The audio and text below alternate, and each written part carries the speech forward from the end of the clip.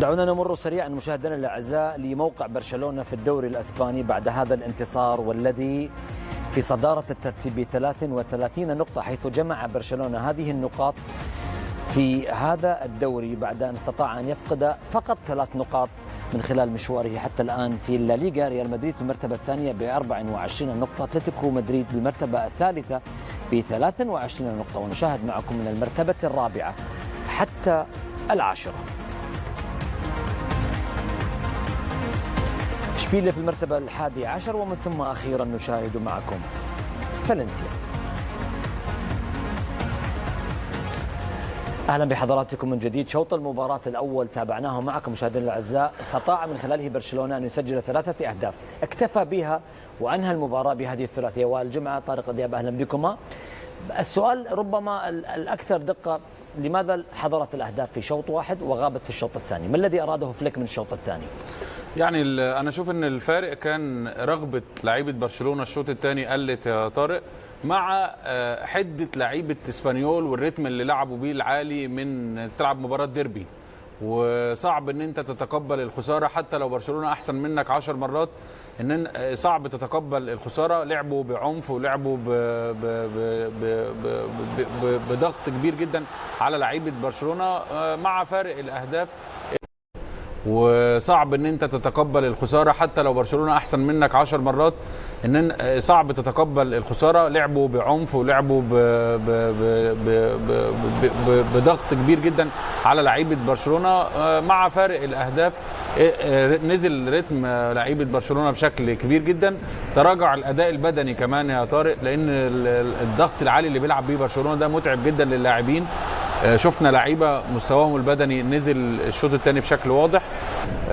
لامين واحد من العناصر اللي الشوط الثاني اختفى تماما، ما ظهرش خالص يا طارق، مع خروج رافينيا وليفاندوفسكي اللي برضو ابتعد تماما، وخروج اولمو. كل العوامل دي ساعدت في ان الشكل الشوط الثاني يظهر بالشكل اللي احنا شفناه، انما في النهايه برشلونه انتصر ب3 اهداف وقدر انه يكمل المسيره الاسطوريه بالنسبه له على ملعبه، 6 انتصارات على التوالي.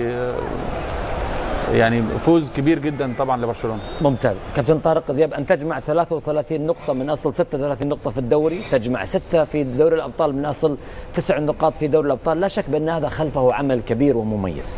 طبيعي، مسيره كبيره خصوصا في الدوري، الفريق قدم في مستوى كبير. برافو الفريق بصراحه، قام بعمل كبير. اعتقد العمل بدأ لما استلم الفريق خصوصا في الصيف في جون، تحضيرات شهر جون، تحضيرات كانت جيده وجيده جدا، لان البرسا بدأ بقوه منذ المباراه الاولى. البرسا فاز، طريقه لعب جديده، امكانيات جديده، روح جديده. اعتقد ان اليوم واضح البرسا عمل فليك بدأ يعطي النتائج نتاعو، وننتظره لان ما زلنا في الجوله 12 والموسم طويل.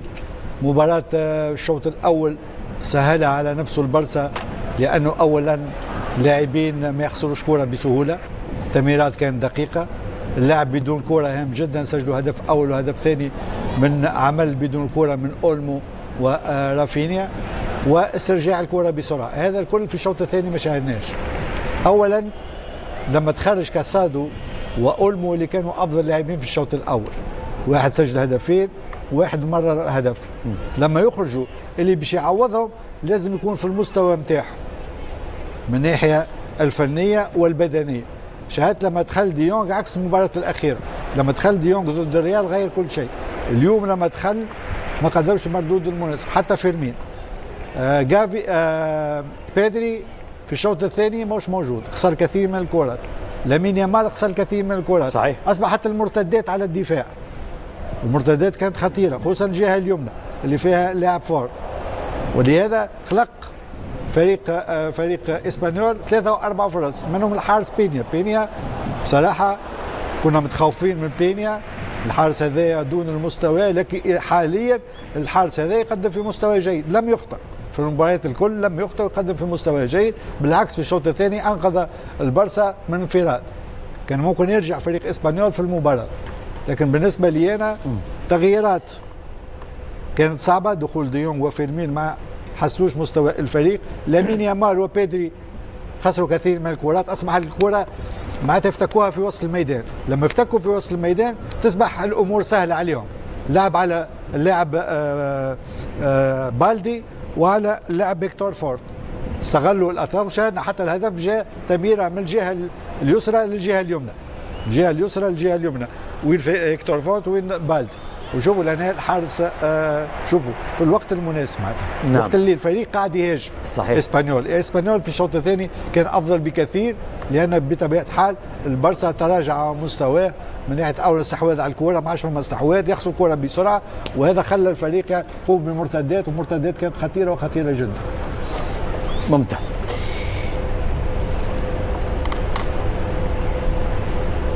دعونا نتعرف معكم مشاهدينا الاعزاء كوبارسي بعد نهايه هذه المباراه لاعب برشلونه ماذا قال عن هذا الانتصار؟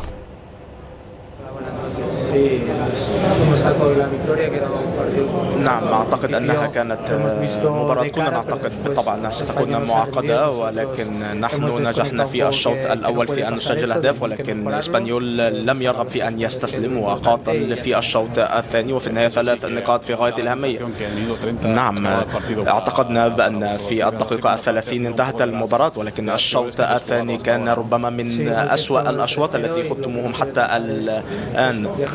أعتقد أن في النهاية أي مباراة من الممكن أن يحدث ذلك. نحن حاولنا أن نسجل المزيد من الأهداف في الشوط الثاني، ولكن بالطبع علينا أن نتحسن في هذا الصدد. أريد أن أتحدث عن مسألة مصيدة التسلل. نتحدث اليوم 6 مرات وقع فريق اسبانيول في مصيدة التسلل. كيف تعملون على ذلك؟ الأمر يتعلق بأن يكون هنالك تفاهم بين جميع اللاعبين في خط الدفاع، ونتحدث عن أسبوع مهم، الجولة الرابعة في دوري الأبطال، يجب أن تحققوا الانتصار، ولكن الجميع يعرف أيضا ماذا ينتظركم في سان سيباستيان. نحن بالطبع نريد أن نفوز في مباراة دوري الأبطال، وبعد ذلك سنفكر في مباراة الدوري، وهذا ما يجب علينا أن نقوم به. كان هذا باو كوبارسي مشاهدينا الأعزاء متحدثا عن فوز فريقه في هذه المباراة، ومتحدثا أيضا حول كمية التسللات التي طبقوها في هذه المباراة، وصلت إلى 6 حالات. حتى في الشوط الثاني كان هناك أهداف لإسبانيول جاءت من تسلل. هيحصل يا ترى، هيحصل ان في فرق كتير هتسجل اهداف واستغلال لخط التسلل ده، انما هو قال النقطه اللي احنا اتكلمنا فيها، وهي ان لابد ان يكون في تفاهم كبير جدا جدا بين اللاعبين وبعض. ويمكن الهدف اللي اتسجل لاسبانيول من ناحيه فورت اللي اول مره يدخل التشكيل الاساسي مع دفاع برشلونه، وطبيعي ان التفاهم يكون قل بين اللاعب بالمنظومه الدفاعيه كامله، انما ده ما يمنعش ان برشلونه قدر انه يحسم المباراه في الشوط الاول يا طارق.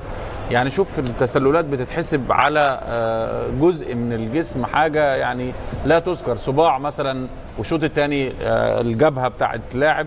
فانما في النهايه خط دفاع برشلونه نشوف ان هو ناجح لغايه دلوقتي جدا جدا في التعامل مع مصيدة التسلل والتقدم في وسط الملعب، واعطاء الحريه الاكبر للمهاجمين يا طارق. نعم. واستغلال المساحات في دفاع الفريق المنافس.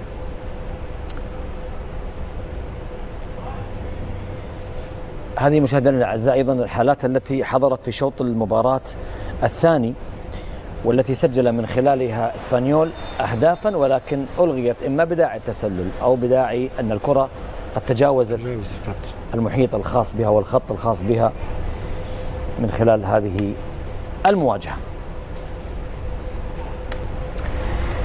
كان هذا آخر ما لدينا مشاهدينا الأعزاء في هذا الاستوديو. تبقى أن أشكر محللي قنوات بي إن سبورتس كابتن طارق دياب، كابتن وائل جمعة. شكرا لكم. شكرا لكم مشاهدينا الأعزاء على متابعتكم لهذا الاستوديو وبقية الاستوديوهات عبر قنوات بي إن سبورتس. تقبلوا تحيات فريق العمل، نلتقيكم إن شاء الله في استوديوهات تحليلية قادمة. مع السلامة.